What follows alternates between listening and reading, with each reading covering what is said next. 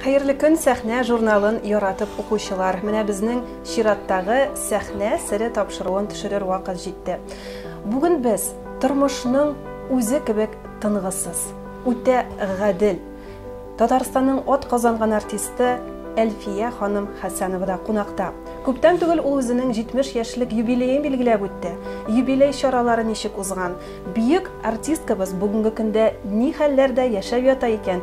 Бүген үзе белән әңгәмә кырыйк әле.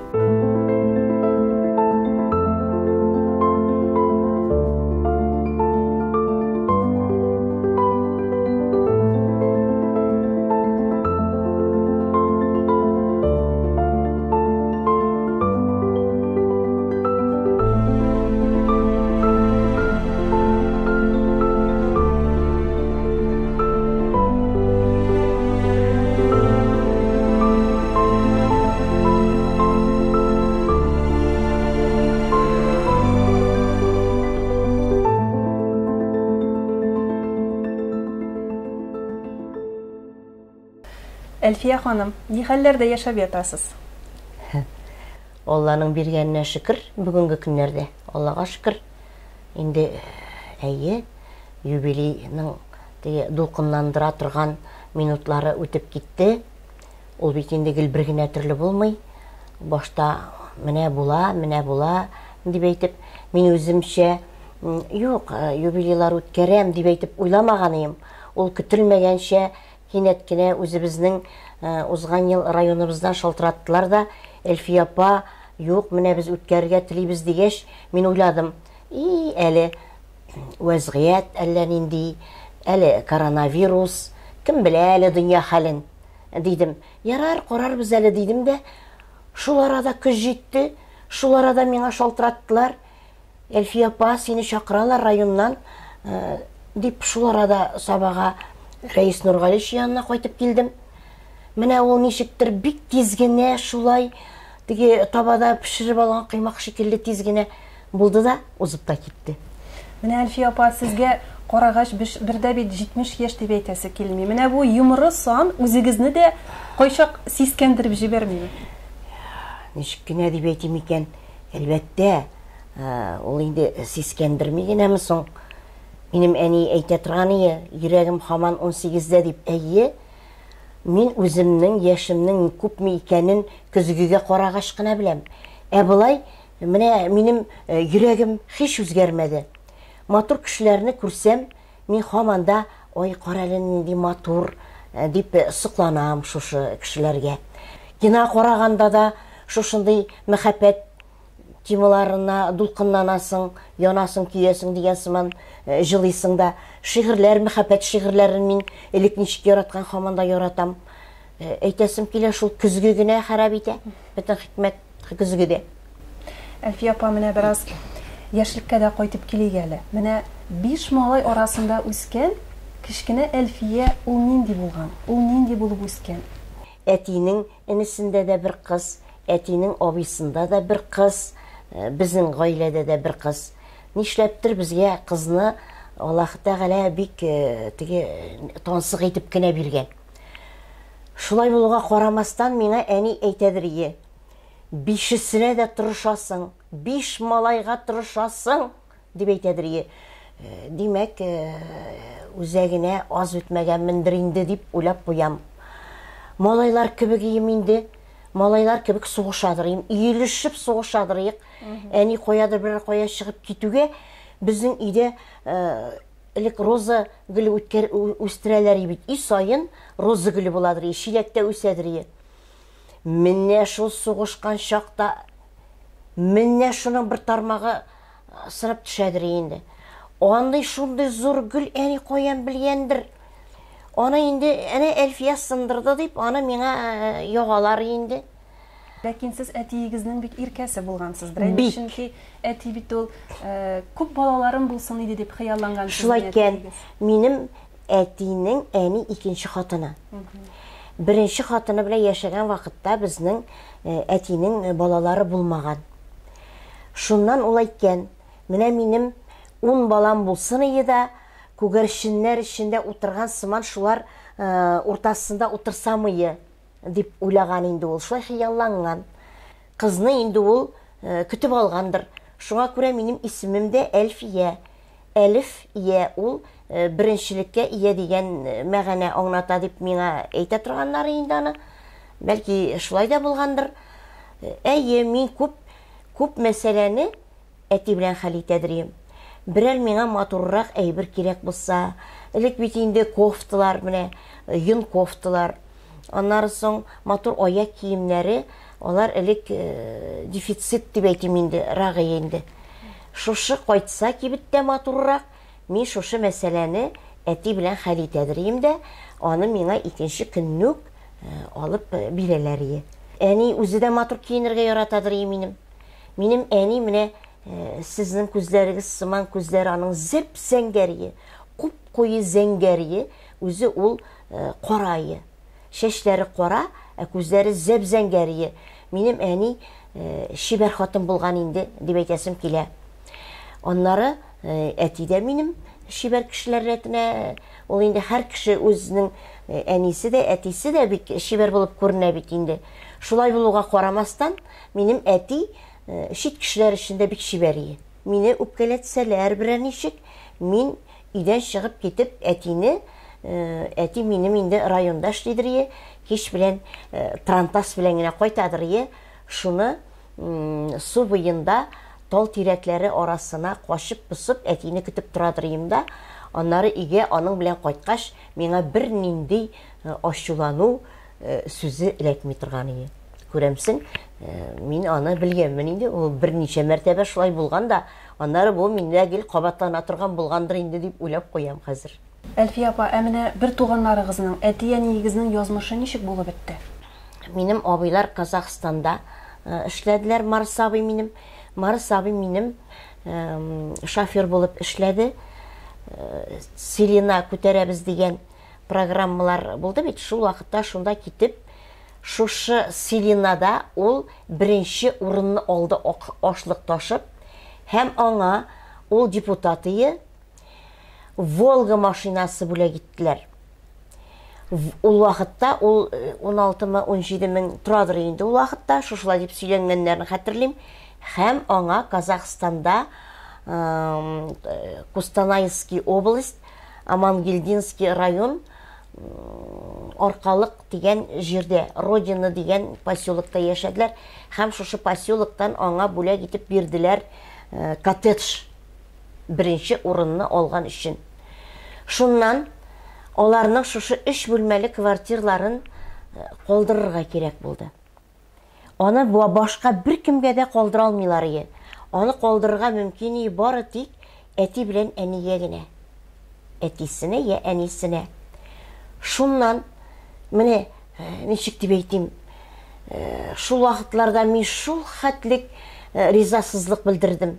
Мин инде ул вакытта театрда эшлидем, йыладым, теләмәдем аларның анда китүләрен. Менә югыйсам бит инде аларга да бер дә кирәкмәгән. Минем әни пенсияны күп аладыр, 126 сум пенсия аладыр. Минем әти Бийек Ватан сугышы ветераны, шундый зур җирләрдә эшләп чыккан, аның да шулай ук пенсиясе күбәйеме? Аларга бит инде нәрсә шунда киткәннәр? Нәфис. Күрәсеңме син? Минем бер инем армиядайы. Алар уйладылар, менә ул армиядан кайта да, бу квартир шуңа була инде дип, шуңа өметләнеп алар китеп бардылар шунда Казахстанга. Алар анда bir 5-6 yıl яшәгәннән соң барыбер кире кайттылар. Бик сагындылар. Минем әти самолетка утырып ұшарга куркадыр. Аны машина белән алып барып, машина белән утырып кире кайтты әти. Ул әйтәдер, менә нәрсә генә булса да авыруларга да дарулар бар, әмма сагынудан да авырырак, шир сагынудан да авырырак халәт юк дип әйтә торганы. Шулай, менә мин дә шулай дип әйтеп уйлыйм. Менә минем инде 6 бала түгел, бер бала, әлхәмдүлилләһи шөкер, ул укыган вакытта Нижний Новгородка практикага китте. ул шунда 2 атна булды да, 2 атнаны мин аны инде бармагым белән саный көттем. Әйтәсем килә, шул хәтле 2 атна менә генә бит инде ул кул уңаенда гына. Әмма дә ләкин шул 2 атнада да мин сагыну чынлап та бик авыр хәл, бик авыр халат моны кичерү юк, мөмкин түгел.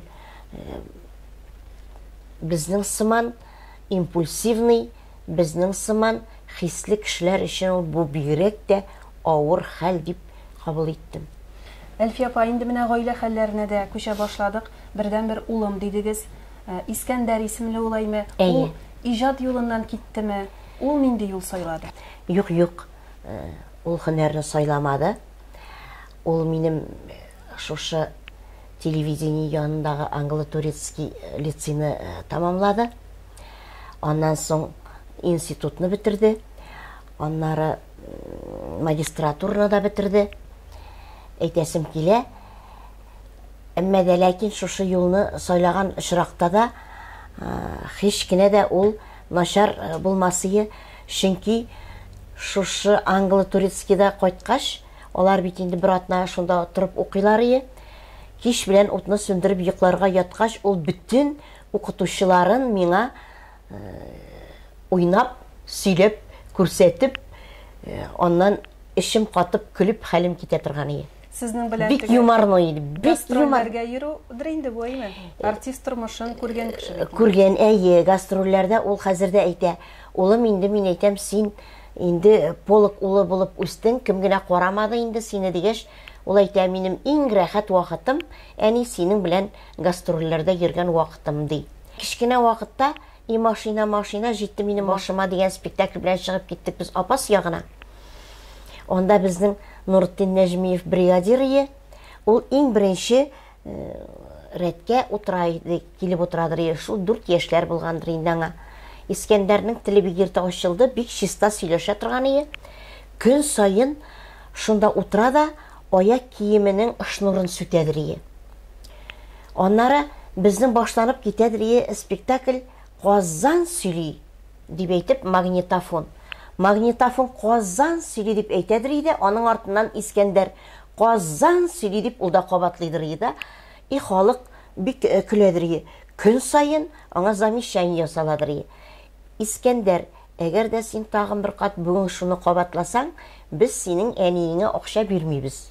Дип әйтәдер. Юк, дип әйтәдер иде. Кич җитеп шунда спектакль башлануга тагын шуны кабатлыйдыр иде. Әйтәсем килә, хәзер ул йөрми, спектакльләргә йөрми. Улым, бүтән кешенең балалары киләләр. Мин кичкенә вакытта бер спектакльне берәр ай карап, планымны үтәдем инде ди. Менә мин артык ишеп китә торган булсам, ул минем җир кешесе. Шул ягы аның миңа бик ошый.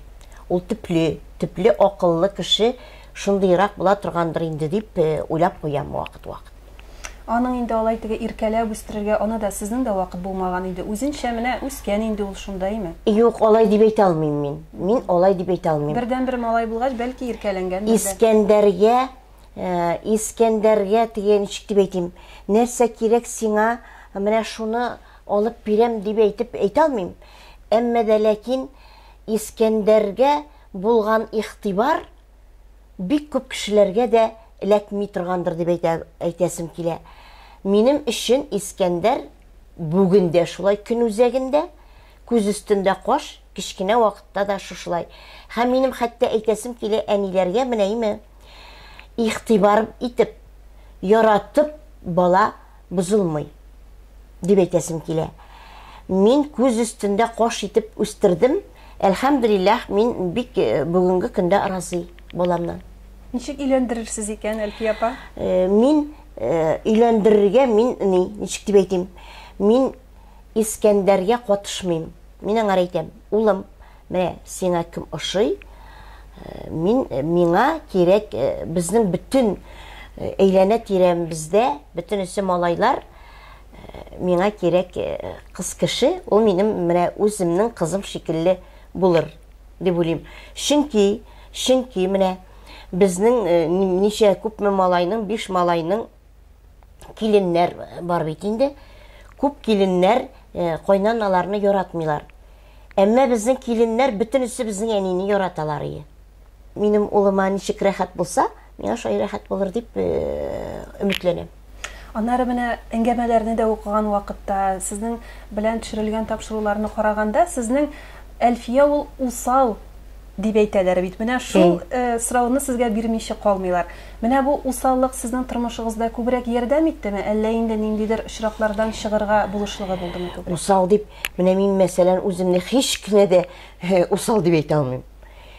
Әмма дә ләкин менә безнең гаиләдә шулай мине үстергәннәр. Име? Бәлки ул теге 5 малайга каршы торудан барлыкка килгән, теге үз-үзеңне саклау хиседер. Тегеләй булай дип сөйлиләр бит инде. Әйтәсем килә, ул усаллык түгел, усаллыктан түгелдер ул. Мин һич кенә дә менә арттырып сөйли башласалар, мин кырт кисеп куям. Юк бит инде, сез нәрсә алай түгел бит инде дип әйтеп әйме. Ул әлбәттә читтән караганда бу инде усаллык булып күренә торгандыр бәлки. Аннан соң бөтенләй булмаган нәрсә турында сөйли башлыйлар име. Мин андый әйберне бөтенләй кабул итә алмыйм. Аннары мин бөтенләй ялганнаган кешене кабул да итмим, яратмыйм да. Безнең идәдә ялганнаучы булмады. Әйе, минем балама бик авыр булыр инде яшәү. Ул да ялганнамый, ялганнауны безнең идә менә бөтенләй ялган юк. Ул шуннан килеп чыга торган әйбер. Әйе, минем өчен председатель дә бер, бригадир дә бер, зоотехник дә бер. Һәм председатель ялганнаса да, зоотехник ялганнаса да, юк алай түгел, ул булай дип әйтә алырлык дәрәҗәдәге кеше мин. Әлфия апа, ул менә үз сүзле кешеләр, үзенекне әйткән кешеләр, ул бит коллективта да бик теге җойсыз кешеләр дип әйтик. Теге бер авызыгызга скотч ябыштырып чыккан очрак бар бит әле, аны да сөйләп үтегез. Әйе, җойсыз инде, алар бер безнең театрда гына түгел, һәрбер коллективта андый кешеләр булмыйча калмый. Бу бит теге сарык бәрәннән җыелган көтү түгел. Без бит инде адәм балалары, һәм әле адәм балалары гына түгел, безнең бит җәмгыятьтә тоткан урыныбыз иң алдагы урында дигән кешеләр. Әйе инде, юк, бер генә сүздә әйтмим дип, шунда авызыма скотч ябыштырдым. Ул скотч күренми, чөнки анда бит ул вакытта авызда теге борынчагы. Шунда шигырь ярату сәбәпле мин шунда катнашкан идем инде. Анда миңа диплом бүләк иттеләр дә, шушы дипломны бүләк итәр өчен сәхнәгә чакырдылар. Сәхнәгә мендем дә, ай Ходаем, мин әйтәм, инде бер сүздә әйтмәсмен дип әйтеп, авызыма скотч ябыштырып килгән идем дип, булай итеп ышкындырып алуым булды. Фәнис шунда сыгылып төште. Залдагылар почти отырган урыннарында инде егылдылар дип инде мин образны әйтәм инде. Шунда инде, эй, Әлфия, син монда да тарихка кирип калырга теләгәнсең инде дип әйтеп әйттеләр. Мин шунда юк, мин бер сүздә әйтмим, башкалар шикелле тик кенә утырырга дип килдем әле дип килгән идем. Анда да килеп чыкмады. Юк, алай булмый. Һәр кемдер бу җәмгыятьтә кемдер барыбер әйтергә тиеш бит инде дөреслекне. Гел дөреслек кенә булмаса, ул үтә дөреслек тә бик яхшы түгел. Ну, әмма дә ләкин гел ялган белән генә яшәп булмый. Ул барыбер ачыла бит. Ялган ул ачыла. Аның ялганның аягы бик кыска. Дөреслек ул 4 аякта басып тора торган ныклы теге шабышкы ат шикелле була. Әлфия апа, үз сүзле булса да, үз сүзегезне әйтсәгез дә, менә халык артисты алам әле дип йөгереп йөрмәгәнсез бит. Халык артисты исеме алам дип. Зөлфиякәем, аны миңа инде җибәрделәр, менә быел да җибәрделәр. Быел да җибәрделәр. Бардыр инде аның ниләре, хикмәтләре бардыр. Хикмәтләре бардыр инде аның. Мин менә, әйе, Әлфия апа, сиңа 70 яшь, менә сиңа тутырабыз, исемгә дип тутырттылар. Шул аны инде башка кешегә биреп куйдылар. Менә мин үземнең иң яшь, иң матур шырларымны, 44-нче сезонымны быел эшлим. Име?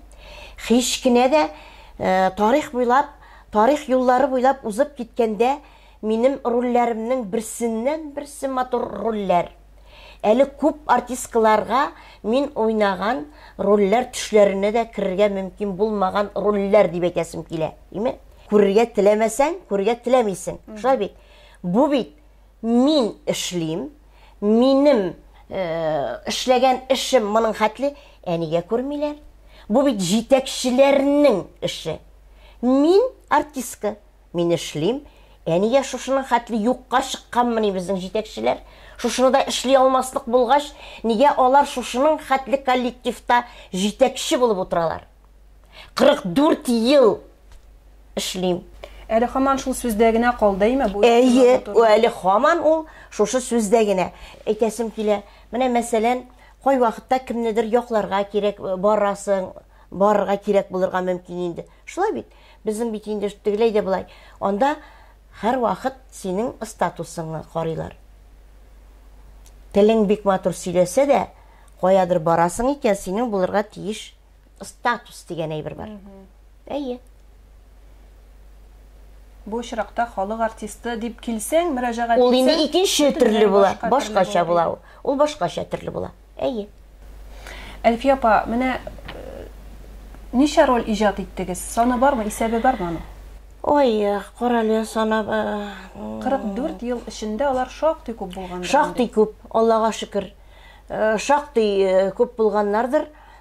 Әйтәсем килә, менә соңгы вакытларда гына да бик матур рольләр иҗат иттем. Әмма дә ләкин менә бик аз гына уйналып калды шушы Гөләндәм туташ хатирәсендә мин уйнадым шушы Гөләндәм туташны. Автор инде улаймы? Ул Гөләндәмнең үзе. Әйе, автор буларак сөйли бугай. Бу үзе, әйе. Ул сөйли, Резидә Сәләхова ул аның яшьлеген уйный. Без аны шул хәтле матур яратып уйный идеме? Әйтәсем килә, әле хәтта мактанып та әйтәсем килә. Шушы спектакльга бер кыз әнисенә бүләк ясаган Күкмарадан. Шуннан безнең атна сайын шимбә көнне бәхетле янында базар була бит хәзер. Шунда шушы Күкмара итеген алмакчыйм. Шуннан соң мин инде аның бер төрлесен алып килгән идем. Икенче юлы килгәндә миңа кычкыра шушы Күкмара итеген сата торган кибетче. Әлфия апа, килегез әле. Миңа диде, кызым диде, бүләк иткән диде. Шушы Гөләндәм туташ хатирәсе дигән спектакльне диде. Мин аны диде елый карадым. Мин сезне шундый яраттым, менә бу итекне диде. Бүләк итәм, шушы хәтерләп диде, киеп йөрегез әле диде. Әйтәсем килә, менә бу мин анда шундый главный баш рольне уйнаган өчен генә түгел, тамашачыларның да йөрәкләрендә шундый яхшы жылы урын алып калган бит әле бу дип исемдә тотам. Һәм ул бик матур, затлы спектакль ул. Ул бит әле менә мәсәлән сиңа кунаклар килә. Авылдан түгел, Казаннан киләләр, чит өлкәләрдән киләләр, әйме? Шуларга күрсәтерлек син театрда эшләгәч, синең шундый дәрәҗәле спектакльләреңдә булырга тиеш шушы театрда. Син уйнысыңмы, уйнамыйсыңмы, ул дәрәҗәле спектакльләр булырга тиеш театрда. Менә үзегез рольләрегезне, образларыгызны яхшы беләсез бикән. Әйдәгез, бер уенда уйнап алыйк әле, Әлфия апа. Менә мин әйтәм. Әйе, инде. Сез кайсы спектакльдән икәнен атарга тырышырсыз, яме? Күп түгел, ул менә Шәмсия дип әйтик. Шәмсия назлы кияүдән инде. Әйе, әле бая гына әйтеп үттем. Ләлә белән бергә уйнадык. Әйе, шул җырлаганда магнитофон туктап торган иде шунда. Әйе. Әлфия менә әле бүгенге көндә дә без аны уйныйбыз. Ул минем юбилей уңаеннан Шамил Фәрхетдинов аны шушылай безгә багышлап чыгарды. Без инде аны ничә еллар уйныйбыз, халык тамашачы аны искиткеч якын итеп кабул итә. Әле менә генә Чаллыдан кайттык. Шул хәтле тамашачының алкышларыннан инде менә сәхнәдән чыгып китеп булмады. Нинди спектакль? Ул Мәхәббәт баскычы дигән спектакль Шамил Фәрхетдинов язды, Рәшит Галиевич Захидуллин сәхнәгә куйды. Фәния дигәне бар әле тагын. Фәнияне мин уйнамадым. Ул аны Дамир Сиражиев куйды, ике килендәш. Мин шул вакытта репетицияда утырдым да, мин киттем шуннан декретныйга. Сезгә эләкмәде аны уйнау? Миңа аны сәхнәдә уйнарга эләкмәде. Хәдишә дигән бик матур ролегез бар әле, Әлфия апа. Хәдишә. Дөрес әйттем икән инде монсын? Әле күптән түгел генә чыгарылган спектакль ул. Эш аршын. Мин анда бер тапкырда исемемне әйттерүче булмагач, мин әле анда үземнең Хәдишә икәнемне дә белмим. Мин анда инде мир анда теге пьесада да язылган бит. Кемнең главный геройның Мирвәлинең әнисе дип язылган анда. Шуңа күрә Хәдишә аны шулай ук тамашачы бик ярата. Үзем дә яратам. Бик затлы спектакль шул. Затлы һәм менә мәсәлән анда безнең роль бик зур түгел. Шулай булуга карамастан, аның башы бар, кульминациясе бар һәм ахыры бар. Аны шул хәтлек искиткеч яхшы рольләр исәбенә кертергә мөмкин. Менә Сәмәрия образы ничек истә калды сезнең? Сәмәрия ул аны уйнады Розапа. Розапа уйнаганнан соң Розапа мәрхүм булды да, шушыны миңа бирделәр. Ой, юк, Розападан соң мин моны булдыра алмыйм.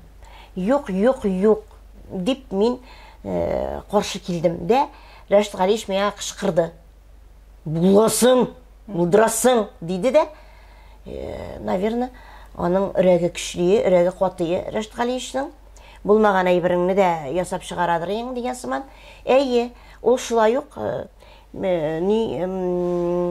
Нәбирәгә бик ошады. Нәбирә әйтте, безнең авылда нәкъ шушындый бер кортка бар. Әлфия, син нәкъ шушы кортканы уйныйсың анда, диде. Мин аны шулай ук бик яратып уйнадым. Тагын нинди шундый истә калган рольләрегез бар? Истә калган дип, алар инде берсеннән берсе алар менә булай сөйләнеп киткәндә, искә төшкәндә бөтенесе истә якын, бөтенесе теге бармакның кайсын тешләсәң дә шунысы авырта дигән сыман. Аннары менә безнең бик матур хәзер менә бит вазгыять нинди. Шушы сугышка аваздаш булган саф күңелгә тап төшми дигән Сәйит Шакуровның Саҗидә дигән образны уйнадым. Шулай ук ул анда баш роли иде. Бик матур аны Прозат абый куйган иде. Прозат Исәнбәт, Сәйит Шакуровныкы. Без аны бик озак еллар уйнадык. Бик яратып уйнадым шушы рольне. Аннары Әлфия апа, сезнең шундый сүзләрегез бар. Ролең сине барыбер башыңны ияргә мәҗбүр итәчәк, дибейме? Ул уйныйсы килмәгән рольләрдә буламы әллә соң? Андый очракта нәрсә эшлисез? Сиңа режиссер бирә икән роль. Син юк, мин уйнамыйм дип әйтә алмыйсың бит инде. Ул башта беренче карашка, бу минеке түгел инде, дип уйлыйсың инде. Була шулай, бер укыганда ук, бу бит минеке дип уйлыйсың. Әмма дә ләкин ул сиңа шит булган очракта да акрыннап, аның җөмләләрен, һәрбер җөмлә саен, аның шушы вакыйгада, шушы халәттә барлыкка килүен, шушы син үзең шушы вакыйгада ничек булганлыгын тәңгәл китереп, туры китерә, спектакль чыгышында ул инде синеке була. Бала тапкан кебек, син инде аны үзеңне китеп бетерәсең. Минем рольләрем менә шушы менә балконда туалар. Күбесе шушы балконда туа. Үйдә бит инде теге ничектер кычкырып сөйләп, Искәндәр, ул минем улым булса да, мин барыбер алайтып ничектер әзрәк уңайсызлык хис итәм. Балконда мин үземне табигый, анда беркемдә юк, ишетми дә мине, белмиләр дә дип, балконда мин, бу минем чын шушы образ тудыра торган урыныма әйләнде. Иҗат урынына әйләнде шушы балконым. Әллә аңгыра инде син? Нишлә бергә йыгылыйк дибез? Ул астайы, шиләгем ним белән мин аның өстенә барып төштем. Так что ирләр таптаганнан гына үлә торган халык түгел без. Без җаным үзебез таптыйбыз ирләрне. Әлфия апа, менә бүгенге яшьләргә, бүгенге театр әһелләренә, сәхнә тоткан яшьләргә, өйрәнеп килүчеләргә калдырып китеп буламы сәхнәне? Шушы сәнгатьне ышанычлы кулларга калдырып китерлек кешеләр бармы яшьләр? Менә бу бик катлаулы һәм бик авыр сорау. Әйе. Менә бездә соңгы елларда бик күп киттеләр бит. Уңга карасаң да юк, сулга карасаң да юк. Исламия апа да юк, Тәслимә дә юк, Наил абый да юк. Әйтәсем килә менә Дилбегәне алар белән бергә тартып барырга җиңелие. Ныгытып, аяк терәп, булайтып тартып барырга мөмкин түгел. Чөнки яшьләр икенче төрле кыйблага карыйлар. Без элекеге үзебезнең булганны югалтасыбыз килми. Шушы үзебездә булган мирасыбызны аларга калдырып китәргә телибез. Алар шушы мирастан баш тартып үзләренчә икенче төрлене ясамакчы булалар. Минем әйтәсем килә, әгәр дә синең нигезең нык булмаса, ул менә бу өстәлгенә җыя башлаган мирас озакка барыр микән соң ул? Аның нигезсез мирасларны күпме өстерәп барырга мөмкин икән соң дип вакыт уйланып ятам. Бу темаларга менә Хәмдүнә белән без бик якын дуслар. Ул инде театрда эшләмәсә дә, җырчы булса да, ул да шулай: "И апаем, менә син кара, бер җырчы җырлый 3 көнә сүздән торган 4 куплетлы җыр" дип борчыла торган ие. Шуның сыман мин дә борчылам. Бөтенләй менә хәзер ЛГБТ дип алга китереп куйдылар да, шитилләрнең шушы кыйбла җилләре безгә дә китереп бәреп барды. Менә мин хәзер бик каты ним бар, ышанычым дип инде өметем. Менә бүгенге көндә яңадан депутатлар ЛГБТ дигән нәрсәне шиткә атарга кушалар. Шиткәрәк тибәрәләр. Безнең тормышка да, сәнгатькә дә, сәхнәгә дә кирергә тиешле түгел дигән өмет чаткысы бар. Әйе, мин бик каты каршы шушы ЛГБТга.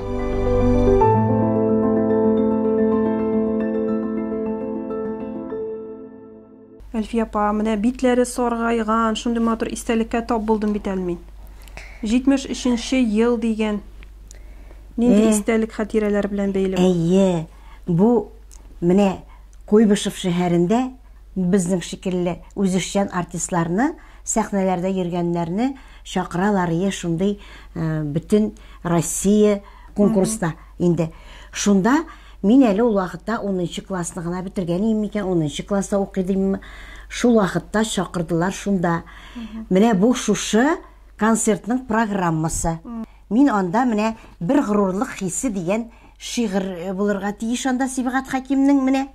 Әйе. Шунда шушы программага менә Захит абый Хабибуллин композитор үзенең автографын язып биргән миңа. Менә хөрмәтле Әлфия, теләгеңә иреш, бәхетле бул. Һәр вакыт сөйкемле бул, тирән ихтирам белән Захит абыйның Хабибуллин дигән. Менә кайда бар әле ул 73нче ел Захит абыйның үз куллары белән язган үзенең автографы. Шуны бүгенге көнгә кадәр мин аны саклыйм. Искиткеч хатирәләр бит бу, Әлфия апа. Әле хәзер минем тагын берәү бар. Хәзер.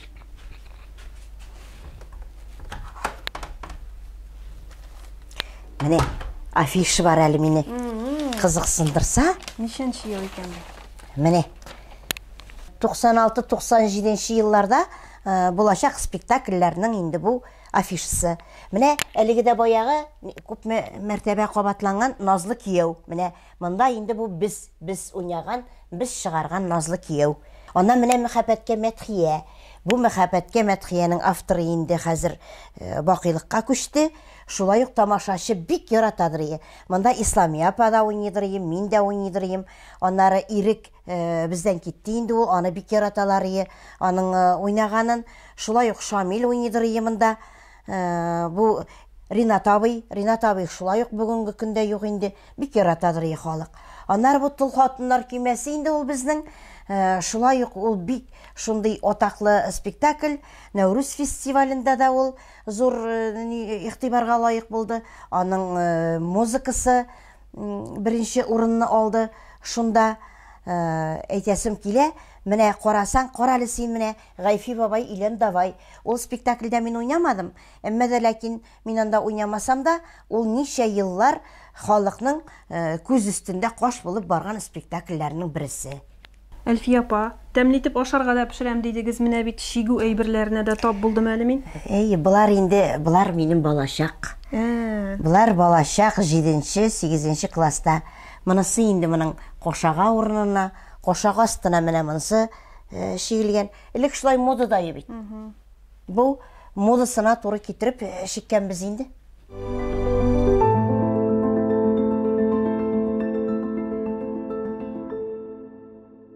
Әлфия апа, менә шушы рольләр арасында, менә шушы тормыш мәшәкатьләре арасында бик яратып эшләгән эшегез, шөгылегез бармы?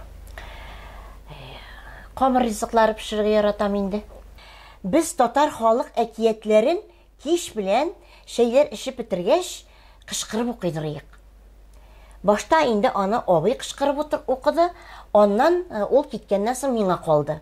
Гәҗит килгәч, Социалистик Татарстан дигән гәҗитнең хәрефен дә калдырмыйча әтигә мин кычкырып укыйдырыйм. Инде әйтәсем килә, менә бүтән әйбер бәйрәм кебек буладыр. Пилмән пешерсәләр, бүтәнебез өстәл кырыена тизилеп утырып, бүтәнебез пилмән ясыйдырыйк. Үзебезнең гаиләдән сыңып калгандыр микән инде. Менә мин шушылай дусларымны чакырырга яратам. Алар килгәндә ниндидер бер тәмнерәк һәм менә ятрак әйбер ясап, аларны куандырасым килә. Яратам менә шулай. Кунакларның килгәнен яратам. Ашарга пешерергә яратам. Камыр ризыклары пешерергә яратам. Гүбәдияне 3 сәгать табын алдында утырганнан соң, алдыма яңадан гүбәдия китереп куйсалар, яңадан урындыкны кире утырып тартып, тагын бер кат гүбәдия белән чәй эчәргә мөмкин мин. Бүген дә шундый тәмле исләр чыккан, Әлфия апа. Гүбәдия пешердем.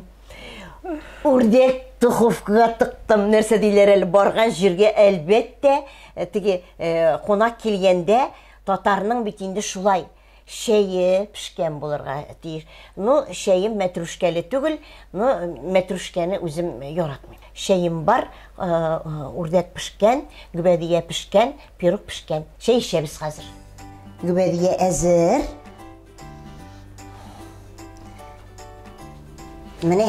Ой, субханалла, Әлфия апа. Исләре бик тәмле чыккан моның. Гүбәдия әзер, пирог әзер. Хәзер монда духовкада үрдәк. Әле аны карарга кирәк.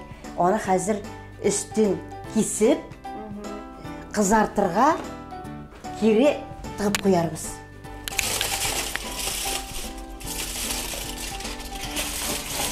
Шуның пешкән инде ул. Әле ул менә кызармаган. Һәр ул кызарачак. Кире тыгам. Бер 10 минут турсын шундый. Нидә, кайнарда турсын. Искәндәр ярата башлыймсың? Ярата. Искәндәр любой нәрсәне ярата. Ул ярата эшпишмак. Белеш ярата. Итле әйберләр инде. Итле әйберләр ярата. Айсылу, менә гүбәдияләр кистем. Менә бу пирогны сиңа кисәргә. Кил. Мин чәй ясыйм, син пирог кисәсең.